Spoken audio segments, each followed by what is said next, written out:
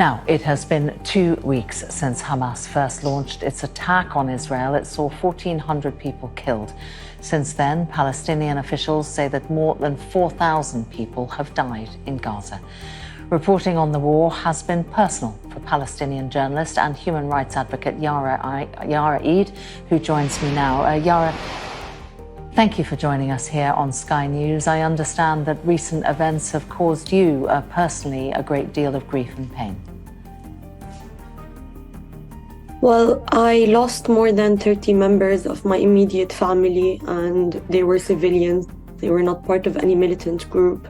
Most of them were children. 17 of them are children. Not only that, but my best friend was a journalist, and Israel killed him in cold blood on the 7th of October while he was covering the Erez border. And he was wearing a press vest, he was wearing his helmet.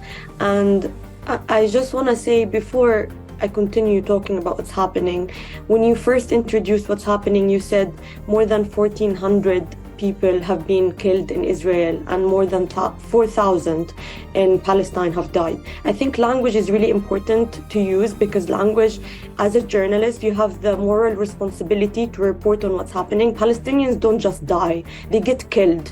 They are actually being subjected to ethnic cleansing, to genocide for the last 75 years. And you also mentioned that this is a Hamas-Israel war. This is not it. And framing it as such is very misleading, because it poses the thing that Israel is an equal power, but it's an occupying power, and it actually has the responsibility of protecting all civilian lives and children in Gaza. But what we've been seeing is more than 1,700 of those who are killed are children.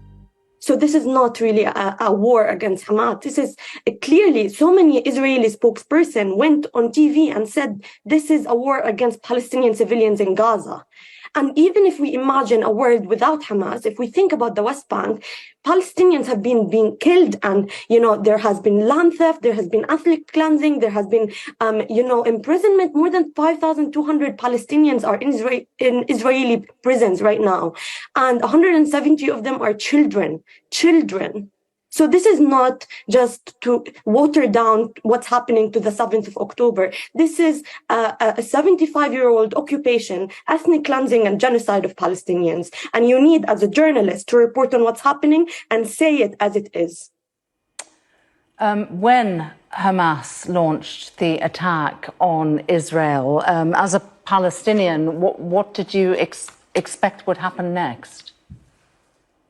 Well, I think, again, I'm sorry, but I think this is misleading, because you can't water down what's been happening about the attack on the 7th of October. Let's talk about 2014. Let's talk about 2021. Let's talk about all the aggressions, Palestinians in Gaza. Me personally, let's not talk about Palestinians in Gaza. I've lived through 4 horrible aggressions. That's actually why I left Gaza in the first place. I saw people getting cut into pieces in front of my eyes when I was 14 years old. I spent the last 7 years trying to get therapy to get over my PTSD, my traumatic experience of just living there.